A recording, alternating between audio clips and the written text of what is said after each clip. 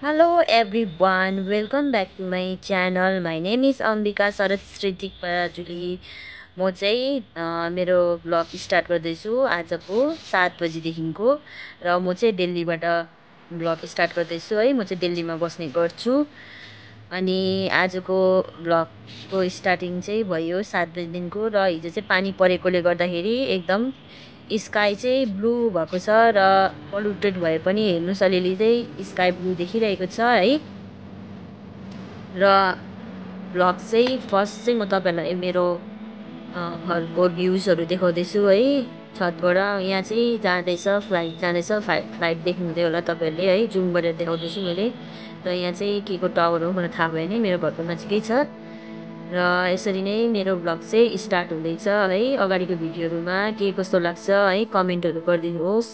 र मेरो भ्लगलाई मन पराएर जतिजना नयाँ सब्सक्राइबरहरू हुन्छ है, धेरै धेरै धन्यवाद। र यसरी नै मेरो भ्लगलाई अगाडि हेरेर है मन पराइदिनुहुन्छ भन्ने आशा साँचेकी छु है। र मेरो भ्लग के कस्तो लाग्छ प्लिज कमेन्ट गर्नुहोला अनि लाइक सेयर अनि सब्सक्राइब पनि गरिदिनु होला। यहाँ चाहिँ मैले मर्निङको ब्रेकफास्ट गरिसकेर नि दिउँसोको खाना बनाउनु लागेको छु है। यहाँ चाहिँ सब्जी काटेर रेडी बनाएको छु अनि यहाँ चाहिँ दाल भिजाएर रेडी पारिरहेको छु। आज चाहिँ सिम्पल खाना बनाउँछु भनेर सोचेको छु है। दाल, मुङ दाल र अरहरको दाल चाहिँ मिक्स गरेर बनाउन आँटेको छु। अनि म चाहिँ यहाँनिर दाल बसाउनु लागेको थिएँ है। आज चाहिँ मैले चाहिँ दाललाई चाहिँ नझानिकन पहिला बोइल गरेर पछाडि झान्छु भनेर चाहिँ दाल बनाउनु लागेको छु है। यसलाई बोइल गरेर बनाउँछु फर्स्टमा चाहिँ।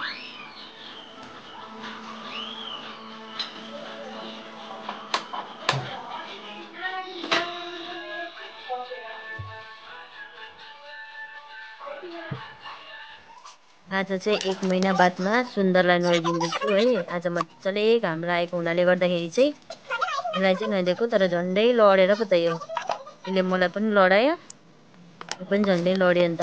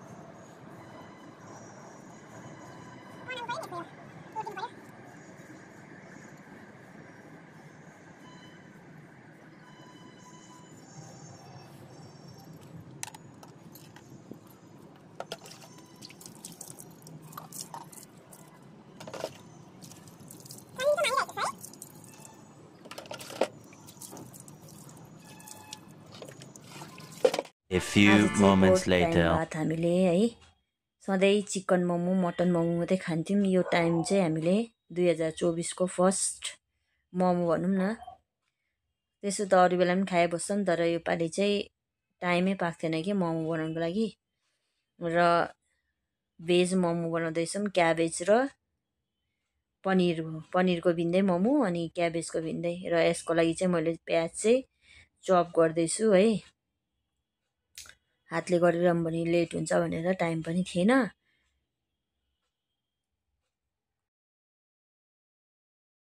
यहाँ चाहिँ मैले अलिअलि गर्दै प्याजहरू सबै काट्नु थालेँ है। अब प्याज काटिसकेर चाहिँ क्याबेज काट्छु। क्याबेज काटिसकेर चाहिँ त्यहाँदेखिको पनिर है, त्यहाँदेखिको किमाहरू बनाउँछु है। अगाडिको भिडियोहरू चाहिँ हेर्दै जानुहोस्।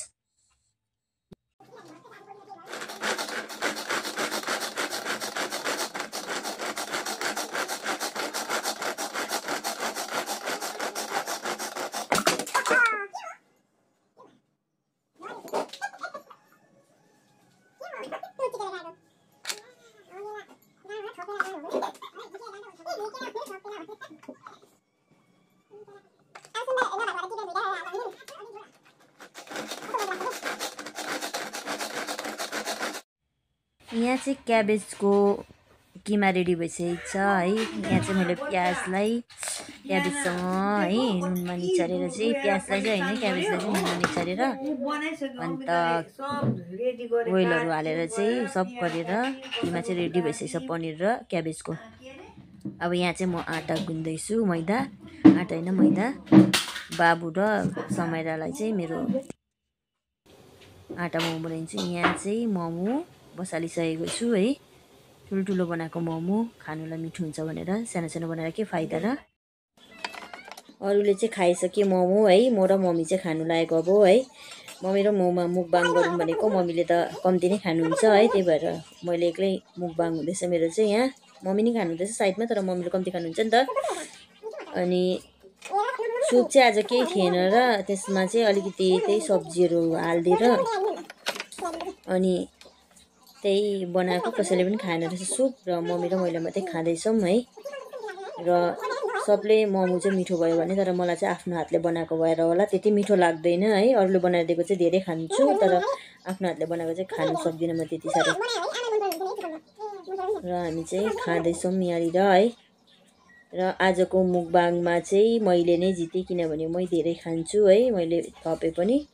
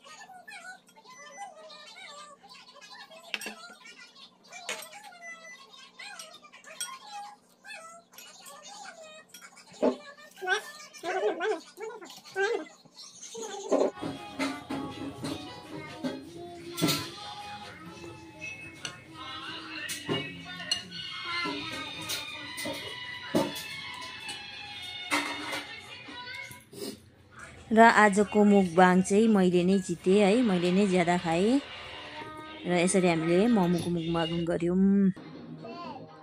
र यहाँ दुईजना दिदीभाइ चाहिँ खेल्दैछ यसरी, भाइले जे बोल्यो दिदीले पनि त्यही बोल्छ कि, दुईजना डान्स गर्दैछ यहाँनिर। बाबा अरे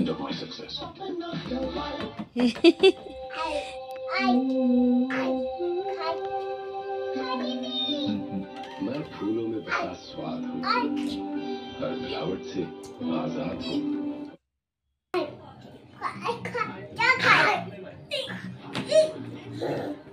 यहाँ चाहिँ खेल्दा खेल्दा अब एकछिनबाट लडाइँ पर्नु पनि बेर छैन। The next morning. र आजको भ्लग चाहिँ स्टार्ट हुँदैछ बाबुको नुहाइधुवाइबाट है। आज चाहिँ बाबुलाई नुहाइदिँदैछौँ हामीहरू, त्यही भएर मम्मीले नुहाइदिनु हुँदै थियो टपमा राखेर। र नुहाइधुवाइ गरेर चाहिँ बाबुलाई चाहिँ आज आँगनबाडी लानु थियो र उसको वेट नाप्नु बोलाएको थियो नि त, वेट एन्ड हाइट। त्यसको लागि चाहिँ हामी जाँदैछौँ है, बाटोमा छौँ हामीहरू चाहिँ गएर चाहिँ। र यहाँ चाहिँ आँगनबाडीमा हामी है, आँगनबाडीको डेकोरेसन चाहिँ यस्तो छ, नानीहरू बच्चाहरू खेलिरहेको छ यहाँनिर चाहिँ। म चाहिँ यहाँनिर बाबुको वेट गरेर चाहिँ निस्किँदैछु है। र बाटोमा आउँदा आउँदा चाहिँ यस्तो, बाटोमा यसो आउँदै थिएँ, आउँदाखेरि चाहिँ कवाडीवालेहरू, यति राम्रो दृश्य छ हेर्नु। यहाँ मन्दिर भेटिन्छ है, शिव मन्दिर। हामी चाहिँ यहाँ सधैँ पूजा गर्ने गर्छौँ है। तपाईँहरूले मेरो भ्लगमा कतिपल्ट देखि पनि सक्नु भएको होला है। शिवजीको मन्दिर चाहिँ यहाँ चाहिँ आएर पूजा गर्छौँ हामी र एकदमै मन शान्त हुन्छ यहाँनिर चाहिँ। र हामी आमा छोरा चाहिँ जाँदैछौँ घरतर्फ है।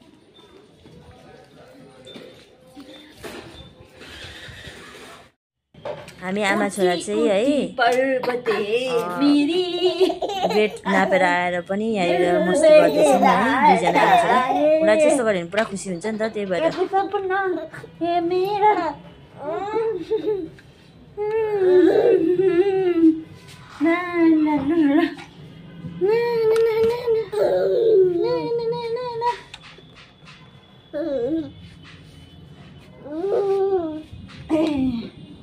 लो जा, कहाँ जान्छस्?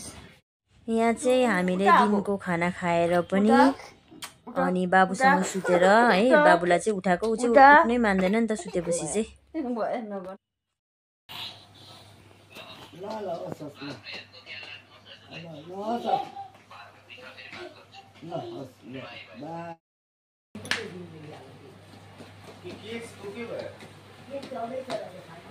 आऊ आऊ यता आऊ, यता आऊ, यता आऊ, यता यता दल दल दल दल दल दल दल दल दल दल दल दल दल दल दल डल डल डल डल डल डल डल डल डल डल।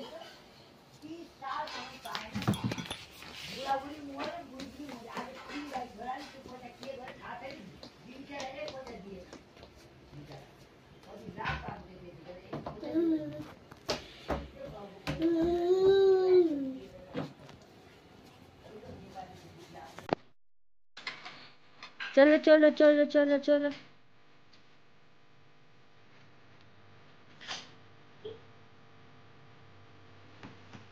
हेर्नु हेर्नु घर्छ कि।